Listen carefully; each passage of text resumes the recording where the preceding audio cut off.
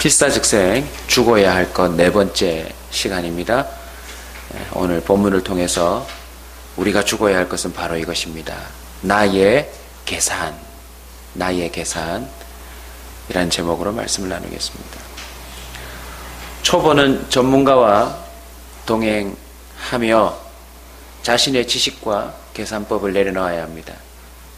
등산을 가든지 아니면 어떤 직업을 하든지 초짜는 반드시 먼저 된 전문가의 그 오래된 노하우와 그만이 갖고 있는 계산을 따라 순종해야 합니다.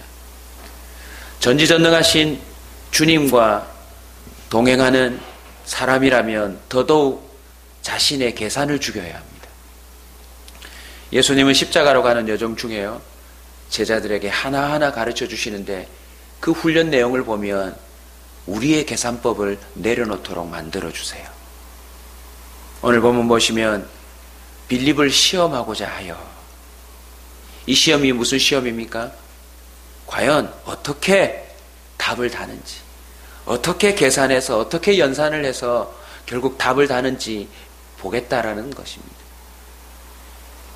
제자들을 시험한 이 내용은 모든 주를 따르는 자들에게 내어주시는 동일한 시험인 줄로 믿습니다. 주님은 이렇게 말합니다. 우리가 어디서 떡을 사서 이 사람들을 먹이겠느냐. 수학 문제예요, 여러분. 5천 명이 있습니다. 그리고 곱하기 그 외에 숫자에 들지 아니하는 여자와 아이들도 있습니다. 배가 몹시 고픕니다. 자, 어디서 떡을 사서 먹어야 될까요? 빌립은 뭐라고 대답합니까, 여러분? 조금씩 나누어 주어도 어떻게 해요, 여러분? 200데나리온에 해당하는 값이 필요할 거라. 여러분, 데나리우스라고 하는 그 당시에 통용되는 화폐인데 노동자가 하루에 품삯으로 받을 수 있는 돈이 한 데나리온입니다. 그럼 오늘날로 치면 한 10여만 원 된다고 치자면 200명이 하루를 꼬박 일해서 받는 돈이라는 거죠. 얼추 오늘날하고 비슷해요. 한 2천여만 원 있으면 5천 명 먹이지 않나요? 라고 금세 계산을 했어요. 빌립, 수학 잘하는 사람이에요. 빌립과 더불어서 또 다른 제자들과 더불어서 이 5천 명을 먹이기 위한 시험 가운데 주님은 이렇게 우리에게 메시지를 주고 계시는 겁니다. 십자가의 은혜로 새 삶을 얻고 주님을 위해 살아가는 자라면요, 계산법이 달라야 돼요. 한번 따라서 합시다. 내 일을 하는 것이 아니라 주의 일을 하는 것이다. 주님의 시험 문제를 곰곰이 묵상해 보면 뭐라고 질문하세요? 너가 밥을 먹으려면 얼마가 필요하겠느냐? 너가 먹으려면 어디서 떡을 사야 되겠느냐라고 질문한 게 아니라 이 많은 사람들을 먹이려면 어떻게 해야 될까라고 물은 것입니다. 저와 여러분은 평상시에 늘 자신의 계산법에 익숙해 있어요. 그리고 그 자신의 계산법은 주로 어디에 초점을 맞추고 있어요? 오직 내가 뭘 먹고 내가 어디에 사고 내가 필요한 걸 사는 데에만 계산이 늘 익숙해 있어요. 주님은 지금 빌립에게 수학 공식을 묻는 질문이라기보다 자신에게 초점 맞춰져 있는 그 편협한 시각을 앞으로 네가 주의 일을 할 터인데 주의 일에 대한 계산으로 늘리라고 주문하고 있는 것입니다. 저와 여러분은 자신의 것을 넘어서 이제 수많은 사람들을 위한 계산을 하기 시작해야 될 줄로 믿습니다. 공과금이 얼마요? 한 달 식품료가 얼마요? 집세가 얼마요? 늘 이런 계산에 이번에도 쪼들리네, 이번에도 이 돈은 들어와야 되는데 라고 살아가는 자가 되지 않기를 바랍니다. 눈을 여셔서 부산의 노숙자가 얼마라는데, 교회에 이러이러한 뜻을 펼치고 일을 하는데 사람들에게 필요한 게 얼마라는데, 이번 행사에 사람들이 와서 저녁을 먹는다는데, 저와 여러분의 마음이 주의 일에 대한 계산법으로 확대되기를 주의 이름으로 축원합니다. 어제 하루 만에 미션 스쿨 한 3군데를 제가 광주에서 순회를 하며 설교를 하고 왔습니다. 얼마나 기뻤는지 몰라요. 주일날 좀 구체적으로 영상과 또 부활과 연결된 내용들이 있어서 같이 나누겠는데요. 오늘 이 본문가는 이렇게 말하고 싶어요. 그 오래전에 선교사들이, 그리고 지금도 여전히 믿음의 세대를 키우기 위하여 기꺼이 자신의 삶과 또 계산되지 아니하는 그 어마어마한 것들을 헌신하고 내어놓는 사람들이 있더라니까요. 여전히 자기 삶에는 계산이 안 되는데 그 박봉에도 불구하고 믿음으로 자녀들을 키우고자 헌신하는 선생님들이 꽤 많아요, 여러분. 교회가 그렇게 능력이 되지 않은데도 아이들을 키우기 위해서 이 시대에 필요한 많은 것들을 지원하며 협력하고 있더라고요. MBC 다큐라고 하는 프로그램에서 션이라고 하는 인물이, 정혜영 씨라고 하는 인물이 또 제작이 되어서 방영되었더라고요. 제가 몇 차례 말씀드렸는데, 제가 처음 컴패션과 인연을 맺을 때에 그분이 여차여차해서 필리핀 쓰레기 마을에 갔다가 자신의 집을 살 돈을 감동받아서 내어놓고 그 자리에서 100명을 입양해서 아이들을 섬기기 시작했다. 그 이야기를 듣기 시작했어요. 개인적으로도 컴패션 행사에 갔다가 션이라는 분과 잠시 만나서 얘기하고 인사 나누고 하는 가운데 그 숫자가 늘어났다는 걸 알게 되었어요. 제가 만났을 때는 300명 아이들을 돕는다라고 들었어요.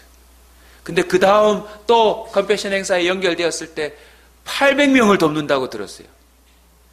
MBC 다큐 이번에 또 만들어져서 또 영상을 보니까 지금은 900명을 돕고 있대요. 여러분, 한 아이들을 입양하면 그 아이가 고등학교 졸업할 때까지 월 4만 5천 원씩 매달 보내줘야 돼요. 몇 명을 도와요? 900명요. 계산 한번 해보세요. 매달 4천여만 원을 그냥 아이들에게 먹을 것, 입을 것 위해서 보내준다고 생각해 보세요. 그것도 기업의 회장님이 아니라 자기 아이도 지금 4명이 있어요. 아이가 집에 4명쯤 있으면 아마 부모는 이렇게 할 겁니다. 4명 밑으로 들어가는 돈이 너무 많아요. 투잡을 띄워야 되겠어요. 쓰리잡을 띄워야 되겠어요. 이렇게 살 거예요. 근데 어떻게 300명, 400명, 500명 그 젊은 부부가 900명을 그렇게 먹이고 입히는 수준이 되었을까요? 또 보시면 아시겠지만 그렇게 유명한 연예인도 아니에요. 활동도 그다지 많이 안 해요, 여러분. 하나님의 은혜라고 저는 믿습니다. 그리고 그분들도 하나님의 은혜임을 가는 곳마다 증거하고 있어요. 오늘부터 우리 온사 식구들이요, 자신을 위한 계산법을 죽이고 주의 일을 위한 계산법으로 살아가기 시작하시길 주의 이름으로 축원합니다. 견적이 안 나와요, 여러분. 그러나 주님이 그걸 원하시는 거예요.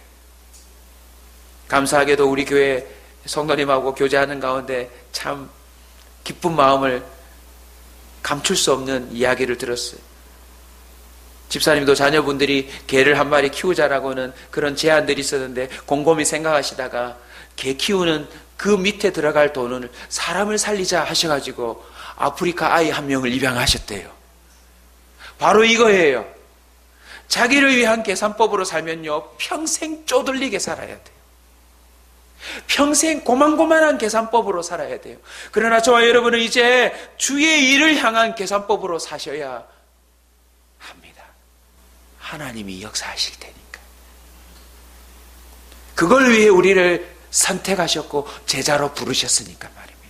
마태복음 16장 23절 우리가 베드로의 그 첫 번째 죽어야 할 것, 두 번째 죽어야 할 것 우리가 살피면서 보았던 영역하고도 또 연결됩니다. 사단아 물러가라 선포하신 후에 뭐라고 말합니까? 네가 하나님의 일은 생각하지 아니하고 도리어 사람의 일만 생각하는도다. 여러분, 사람의 일만 생각하는 건 알고 보면 배경에 사단이 도사리고 있어요. 그래, 너만 먹으면 돼. 너도 먹고 살기 힘든데 뭐하러 주의 일을 하냐? 뭐하러 남의 일에 간섭하냐? 너나 똑바로 해라. 우리 주님은요, 다른 사람들을 돌보기를 원하세요. 나만을 위한 계산법이 죽고 주의 일을 위한 계산법으로 살기 시작하는 저와 여러분 되시길 축복합니다. 우리가 또 죽어야 될 나의 계산은 무엇입니까?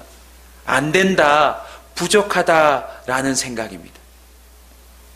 안 된다, 이걸로는 부족하다라는 생각을 죽이십시다. 도리어 주님의 축사를 기대합시다. 오병이어를 거두십시다. 아무리 하찮아 보여도 주의 일을 위한 헌신을 우리가 거두어 보십시다. 오늘 본문 시작이 어떻게 됩니까, 여러분? 이미 그들은 무엇을 보고 왔습니까? 표적을 보고 왔습니다. 예수 그리스도께서는 어떤 능력을 가지셨는지 그들은 이미 목격하고 확인한 자들입니다. 그러나 그건 그거고 제자들을 사로잡고 있는 것은 바로 자신의 계산이었습니다. 이미 수많은 표적이 있었지만 이 많은 무리들 앞에 오병이어를 가지고 왔지만 이걸로는 안 된다는 거예요. 아무리 하찮아 보여도 지금도 전 세계에, 지금도 우리 교회 안에, 지금도 대한민국 안에 오병이어를 내어놓으며 주를 위해 살고 있는 소자 같은 사람들이 있는 줄 믿으시기 바랍니다. 그 사람이면 됩니다. 그런데 제자들은 뭐라고 말합니까? 표적을 보았고 주님 앞에 오병이어의 그 소중한 자기의 음식을 내어놓는 어린아이가 있음에도 불구하고 안 된대요. 우리 온사 식구들은 평생에 꼭 이런 계산법을 가졌으면 좋겠습니다. 안 된다, 부족하다라고 하는 생각은 오늘부로 완전히 버리시길 주의 이름으로 축원합니다. 차라리 그런 마음이 들어도 입을 닫고 계셔 보십시오. 나중에 안 된다고 했다가 주님한테 책망받으시기 십상일 테니까요. 눈앞에 꼴랑, 달랑, 요거밖에 없다고 쳐도 하나님 앞에 헌신하고 나아가는 사람이 한 명이라도 있으면 그 사람을 축복하십시오. 앞으로 저희 교회도 할 일이 많아요. 이번에 학교를 돌면서 그래 내가 우리 원사 커뮤니티 성도들과 함께 미션 스쿨은 그래도 이렇게 선교사들의 죽음과 여전히 희생하는 선생님들을 통하여서 일주일에 한 번 또는 2주일에 한 번 말씀이라도 들었는데 일반 고등학교 아이들은 평생 가도 주님의 복음을 못 들을 텐데 어떻게 복음을 듣게 하지? 주님이 주신 아이디어가 하나 있어요. 밥 못 먹는 급식비 못 내는 아이들 한 명이라도 우리 교회가 감당하기 시작해야 되겠다. 우리 교회 성도들은 필히 우리 주변에 부산 땅에 있는 학교들 다 연결해서 한 명이라도 밥 못 먹는 아이가 있으면 그 급식비는 우리가 평생 좀 내어주자. 고등학교 졸업할 때까지, 중학교 졸업할 때까지. 여러분, 그 밥값 내어주는데 그 아이가 교회 한 번이라도 안 올까요, 여러분? 아니, 교회는 못 오더라도 목사님하고 집사님하고 한 번은 만나주지 않을까요? 아이들 보고 교회 오라 할 것이 아니라 이 땅에 밥을 못 먹고 있는 아이들, 우리가 밥을 먹였으면 좋겠다. 좀 더 허락하신다면 하나님, 의무교육이지만 학교에 일을 저렇게 내야 될 회비 내지 못하는 아이들, 보통 학기당 한 30여만 원 정도 됩니다. 하나님, 그것을 데워줄 수 있는 교회가 되게 도와주시옵소서.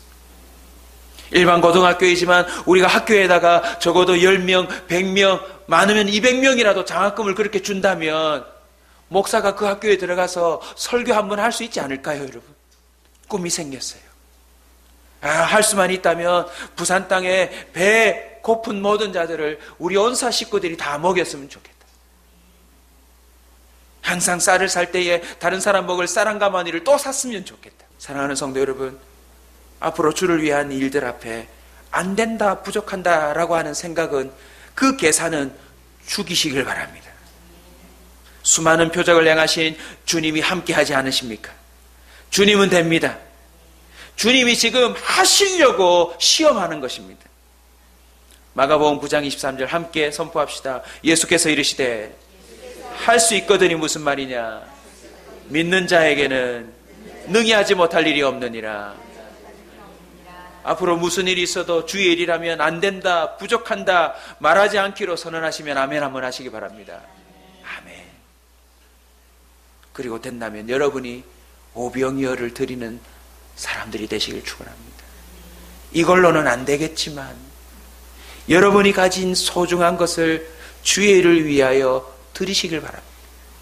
여러분, 오해 마십시오. 하나님께는 5,000마리의 고기가 필요한 게 아닙니다. 믿음으로 반응하는 작은 소자 같은 사람이 주님의 일에 쓰임받게 될 줄로 믿습니다. 우리가 내려놓아야 될, 죽어야 될 나의 계산은 무엇입니까? 이번은 됐지만 다음은 안 된다는 계산입니다. 오병이어 기적은요, 지금 뭐하게 먹었어요, 여러분? 배불리 먹었어요. 할렐루야. 그리고는 주님이 이상한 말씀을 하세요. 이 남은 거 어떻게 하래요? 다 모으고 버리지 말래요. 그리고 몇 강줄이 남았어요?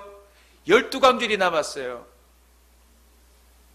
그 다음 사건이 무엇입니까? 주님은 산으로 기도하러 올라갔어요. 그리고 그들은 재촉함을 받아서 건너편으로 건너가는데 큰 바람이 불어서 파도가 크게 일면서 그들이 두려움과 공포에 사로잡혀요. 주님이 찾아오세요. 그리고 뭐라고 말씀하세요? 사복음서 전체를 보면 안심하라, 내니 두려워하지 말라. 제자들에게는 어떤 계산법이 있었어요? 야, 이 5,000명은 되지만 이 광풍은 안 된다. 주님이 12강주리를 버리지 말고 남기라고 한 것은 무엇 때문입니까? 오병이어로 5,000명을 먹였다면 12강주리로는 얼마를 먹일 수 있겠습니까?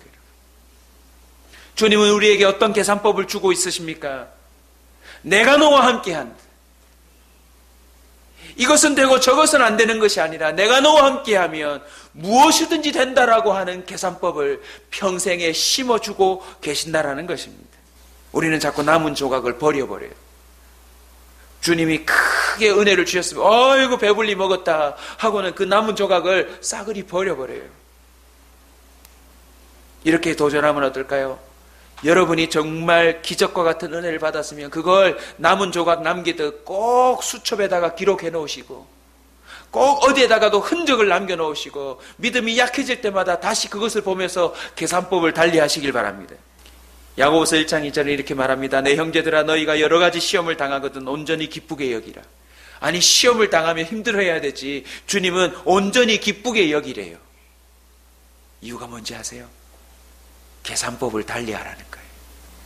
여러분, 앞으로 시험을 만나면 기쁘게 여기시기 바랍니다. 왜요? 주님이 또 일하실 테니까. 내 힘으로는 감당이 안 되고 또 이런 수많은 사람들의 고통과 아픔 가운데 나 또한 힘들 수도 있지만 하나님이 일하실 거라고 하는 믿음으로 나아가면 그건 오히려 기쁨의 계산법이 된다는 것입니다. 사랑하는 성도 여러분, 언제나 주님이 함께 계신다는 믿음의 계산을 하며 살아가는 저와 여러분 되십시다. 우리가 한번 이 땅에 버려지고 배고프고 고통당하는 자들을 품고 먹이고 한번 입혀봅시다. 아니, 전 세계 사람들을 그렇게 끌어안고 한번 도전해 보십시다. 오늘 본문을 유심히 보십시오. 결국요, 제자들이 낸 것은 없어요. 제자들이 낸 건 없어요, 여러분. 그저 입술 다물고 나누어 주는 수고밖에 한 거 없어요, 여러분. 고난주간 나의 계산이 죽으면 오병이어의 기적이 일어나는 줄 믿으시기 바랍니다. 우리 주님은 계산이 되지 않는 그 사망을 이기시고 부활하셨습니다. 지금도 하늘 보좌에서 주님의 계산법으로 이 세상을 통치하고 있습니다. 마태복음 28장 20절입니다. 내가 너희에게 분부한 모든 것을 가르쳐 지키게 하라. 볼지어다 내가 세상 끝날까지 너희와 항상 함께 있으리라 하시니라. 아멘. 성도 여러분, 우리식의 계산을 하고 살면 평생 답이 안 나옵니다. 언제나 그 답은 나만을 위한 답 안에만 갇혀 살 것입니다. 그러나 부활하신 주님을 진정으로 믿는다면 오늘 이 시대의 제자들이 되어서 기꺼이 주님의 계산법으로 살아가며 5,000명, 5만 명, 50만 명, 500만 명도 먹이는 저와 여러분이 되시길 주의 이름으로 축원합니다.